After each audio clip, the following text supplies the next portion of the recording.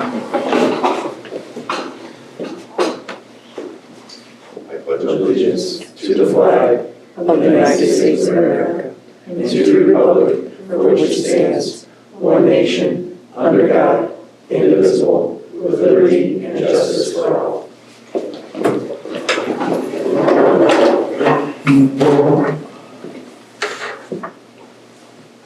Okay, we'll go ahead and get started with consent items for this evening. And first, ask for the motion for approval of the December 23rd, 2024, and also January 13th, 2025 minutes. Make a motion to approve both sets of minutes.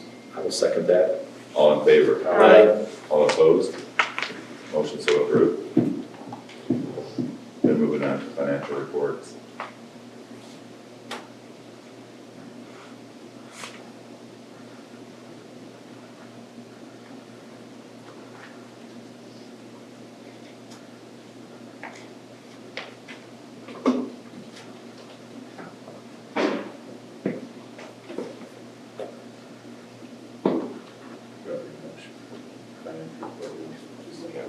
Just go ahead, just for the purpose of it. Motion to approve the financial report. I'll second that. All in favor? Aye. All opposed? Motion approved. Then continuing to move on to the claims. Make a motion to approve the claims. I'll second that motion. All in favor? Aye. All opposed? Motion so approved. Then continue to payroll items. Make a motion to approve payroll also. I'll second it. All in favor? Aye. All opposed? Motion approved.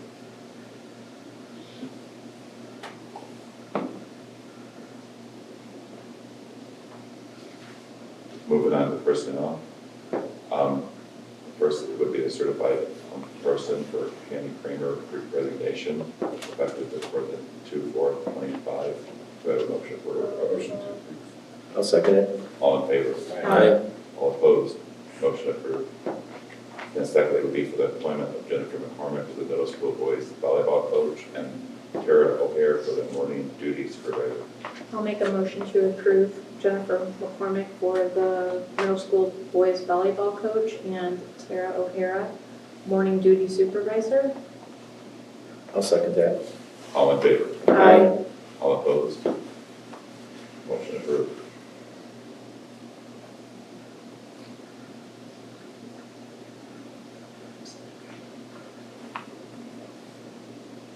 So then we'll continue moving on to the other items, which would be for the Brian Poland for the bus driver. I'll make the motion to approve Brian Holman for a new bus driver. I'll second that motion. All in favor? Aye. All opposed? Motion approved. Continuing to move on to the Andrew McCormick position for middle school boys volleyball assistant coach. I'll make the motion to approve Andrew McCormick for middle school boys volleyball assistant coach. I'll second that. All in favor? Aye. All opposed? Motion approved. And then finally, Carolyn Pryor as the kitchen worker. I'll make a motion to approve Carolyn Pryor as kitchen worker. I'll second that. All in favor? Aye. All opposed? Motion approved. Okay, we'll continue to move on to public comments. Or is there any public comments this evening?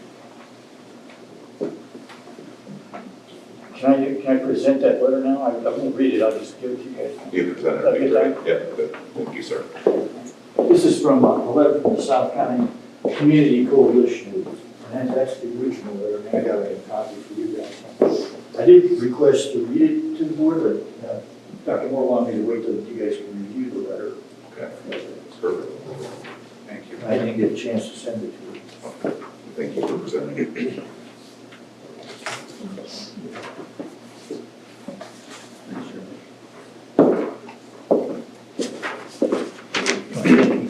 Thank you, Jim.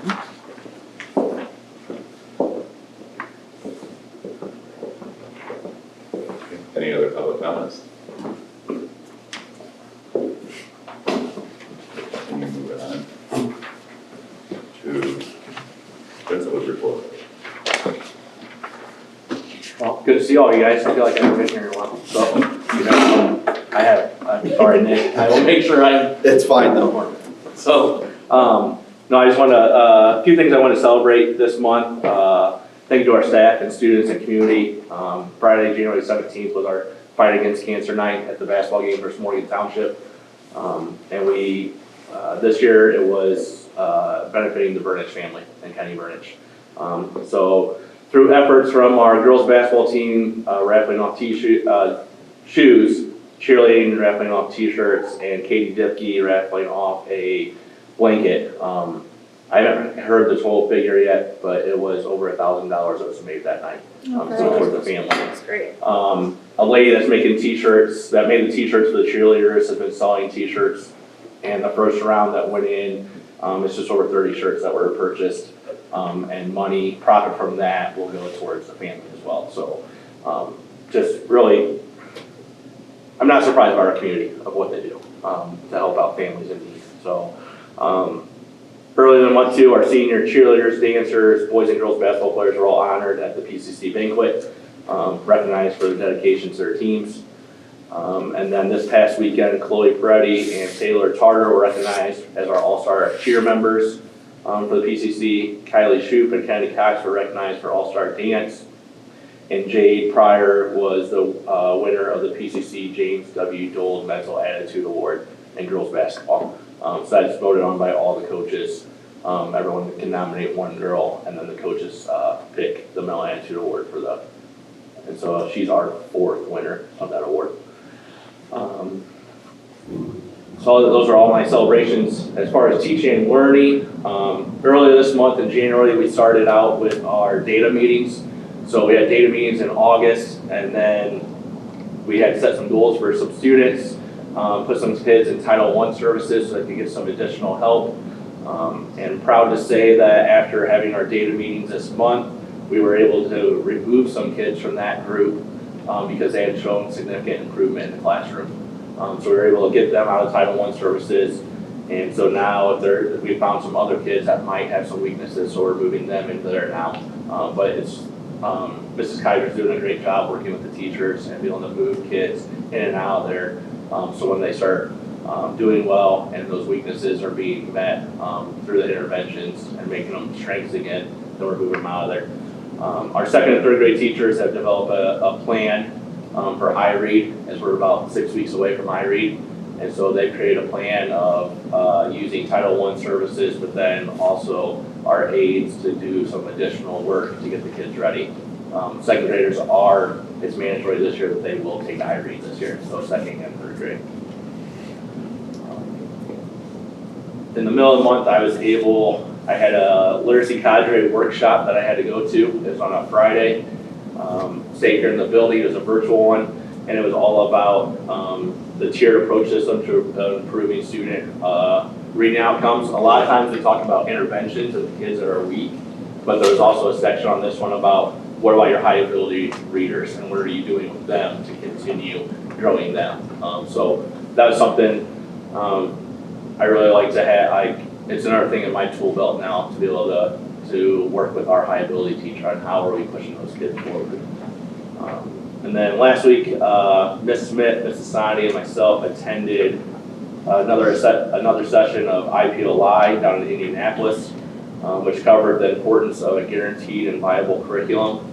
So the first level we talked about over the summer was culture. The second one was effective teaching practices. Now the third one's curriculum. So we saw a lot of things that we have in place already here, but we wanted to have some better organization of them. And with us starting to use data now in the rooms more and using more strategies, I think we're going to see things start to pay off and more improvement from our students.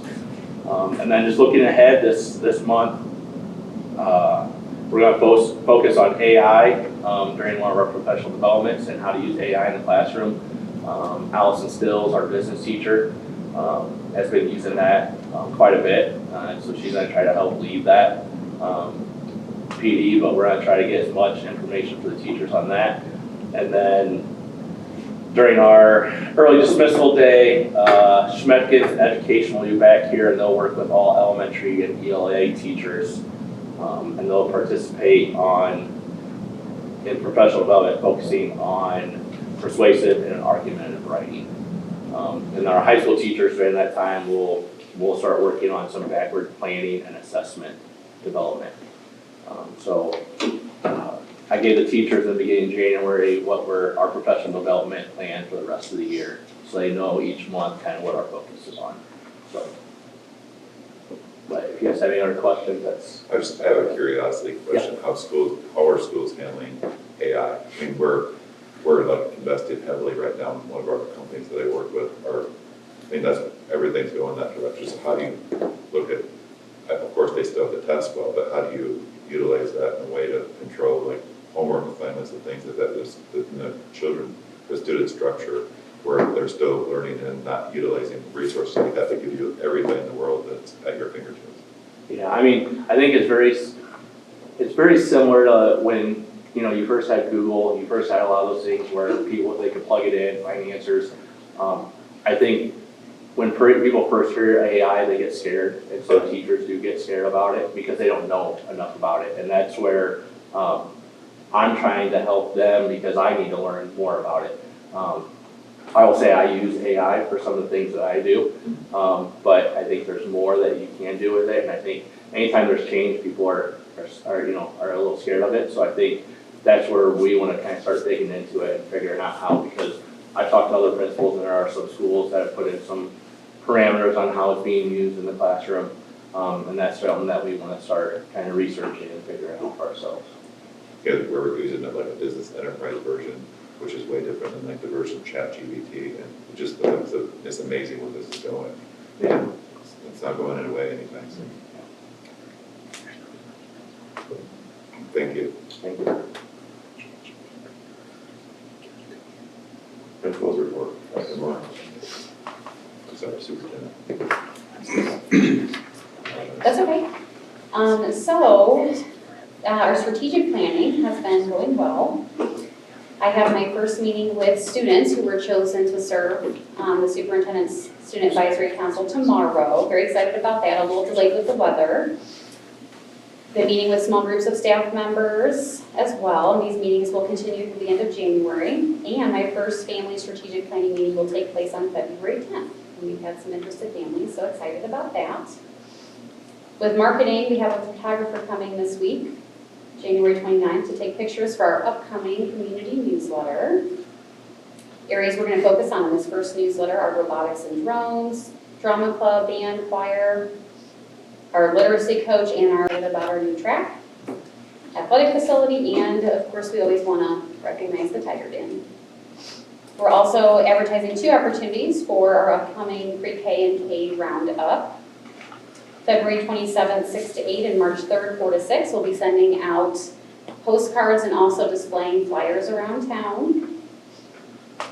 We are continuing to explore options for new signage on the east side of our building.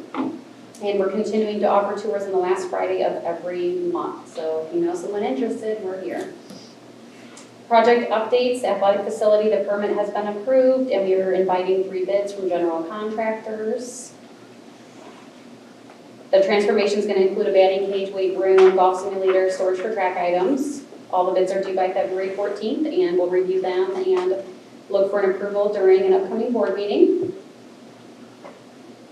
With our track, all the field events have been compacted, ready for rock, and completed half of the site trench drain, but the weather has, of course, been challenging to work through. Our senior high school restrooms are completed. Really? Yes, they are. They are.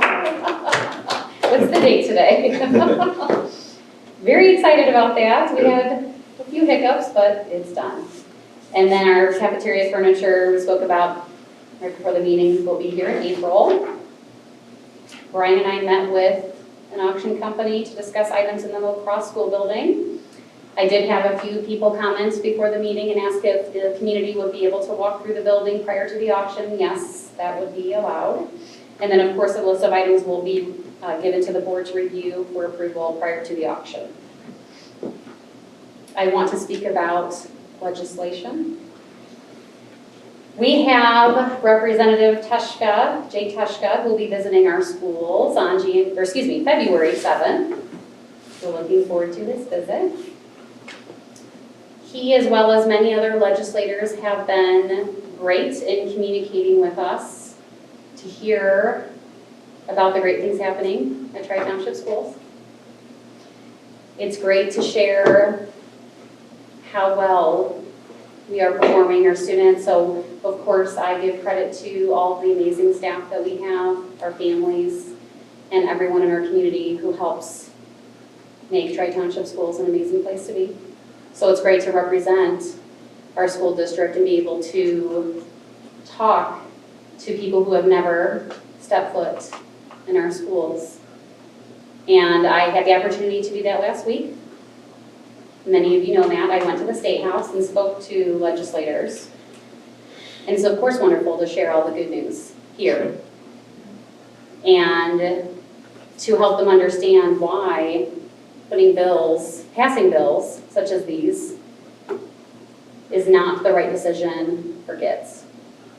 So I'm hopeful. I will say they were very willing to give me their time. And so I hope that they will continue to listen. And I know that many of you are aware of House Bill 1136 wanting to turn Tri-Township into a charter school. And I am myself, my belief is I am for making a choice for your children that you feel is the best choice for your family. And I would say Tri-Township Schools is a great choice to make. And so we don't need to become a charter school for that to happen. With House Bill 1501, I just want to comment on that too, that taking our operations, our facilities, our transportation, and turning that over to people who would be chosen from others who do not have the knowledge or expertise to be making decisions on behalf of our school district is not what I feel is best. And I think that both House Bill 1501 and 1136 were not targeted. We were not the target of those bills. However, using one metric made us become part of some other schools that are involved. So I know that we'll continue to talk about this on the agenda, but I just wanted to comment on that I appreciate our teachers union support. I appreciate Mr. McMahon's support. I appreciate our school board's support.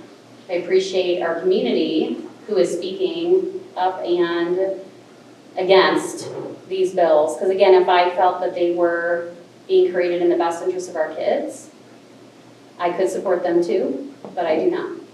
So I just wanted to speak about them. Thank you.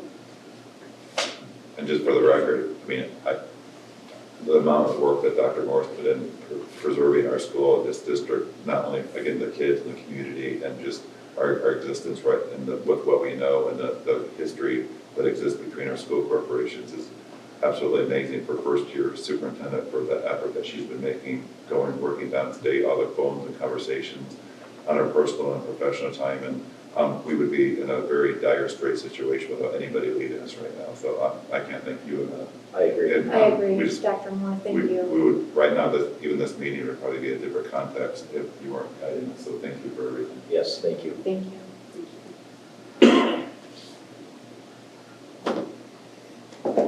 Can we move on? Moving on to the action items. The first would be the approval for the IRS mileage rate. I'll make a motion to approve the IRS mileage rate. I'll second that motion. All in favor? Aye. All opposed? Motion approved. And second would be the approval of the distribution of funds received from the Department of Education for the literacy grant. I'll make a motion to approve. I'll second that. All in favor? Aye. All opposed? Motion approved.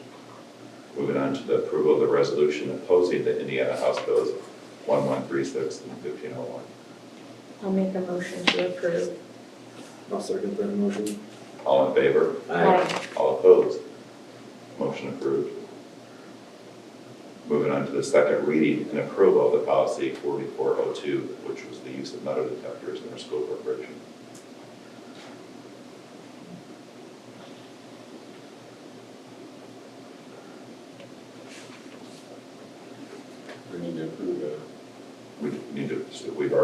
be a second reading, so we just need to approve the policy, not approve 4402. Make a motion to approve that policy. 4402. I'll second that. All in favor? Aye. All opposed? Motion approved. And again, for the second reading and approval of the policy 6110, federal grants and awards administration.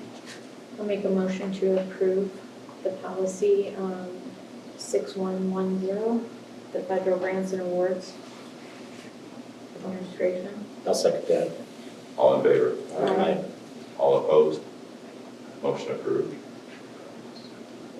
Yeah. So we're moving on to the acceptance of the donations as listed. The Tri-Township received donations for $750 for our Blessings in a Bag program for the Lacrosse Lions Club.